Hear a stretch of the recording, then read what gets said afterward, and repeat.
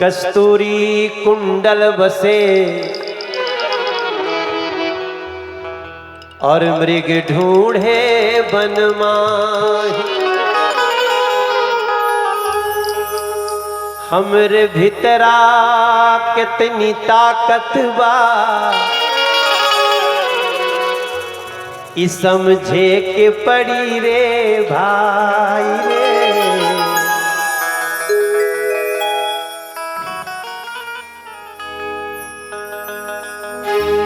अरे कितनी सुहावन सुंदर सूरत मनोहर मंगल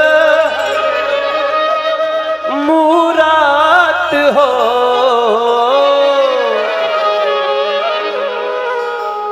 ए राजा जी, ए राजा जी, ए राजा जी, ए करे तरह जरूरत मुहूर्त खूबसूरत हो। ए राजा जी, ए करे तरह जरूरत मुहूर्त खूबसूरत हो। हे राजा जी, ए करे तरह जरूरत मुहूर्त खूबसूरत हो। कितनी सुहावन सुंदर सूरत मनोहर मंगल मूरत मनोहर मंगल मूरत हो। ए राजा जी, ए राजा जी, हे राजा जी, ए करे तरह जरूरत मुहूर्त खूबसूरत हो। हे राजा जी, ए करे तरह जरूरत मुहूर्त खूबसूरत। अरे हमरा बुझाता बबुआ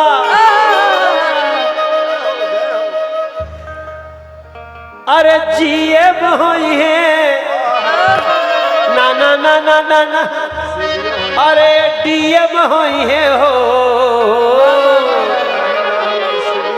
हमरा बुझाता बबुआ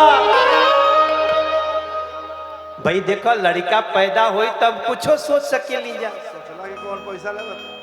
और देखी ये भारते में हो सकेला। आजकल कोई के पूछी दया भाई कहाँ बैठल बड़े किधर? अच्छा आगे से दाहिने। हाँ नीरज भाई वहाँ बगल में बहुत लाइट पड़ता ना तो चकचिहा जतनी भाई कबो कबो लाइटो जलाइए। हाँ ये लौकाई दे रहा है। मतलब बलिया के सुंदर सुंदर लोग बैठल बा बहुत बलिया वैसे ही सुंदर होते। अरे हमरा बुझाता बबुआ कामना करिए कि आपका बच्चा कैसा होगा। देखिए भूलिएगा मत हमारा ही देश है जहां संस्कारों में गर्भधारण संस्कार भी होता है। यही देश हमारे लोग हम लोग भूलते जा रहे हैं। गर्भाधान संस्कार का ही देन है कि हमारे देश में एक राक्षस की पत्नी के गर्भ से भी प्रहलाद पैदा हो जाता है। भूलिएगा मत, बस अपने संस्कारों को पकड़ के रखना। हम कुछ गलत तो नहीं बोले। प्रहलाद का पिता कौन था? हिरण्यकश्यप। वो का रहे? राक्षस रहे, भैया हो। लेकिन ओकरे घर में प्रहलाद पैदा भइले कि नहीं भइले? हमारे 16 संस्कार हमनी के भुलाता नहीं बा। वही में से एगो बाटे हमनी के सोहर संस्कार। सोचला पर होला।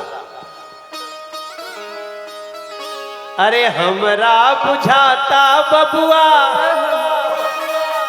जीएम होई है ना ना ना ना ना ना डीएम होई है हो। ए ललना ए ललना हे ललना हिंद के सितारा ओ तसीम होई है ओ से ऊपर पीएम होई है हो। ललना हिंद के सितारा पियम होइए हो, ललना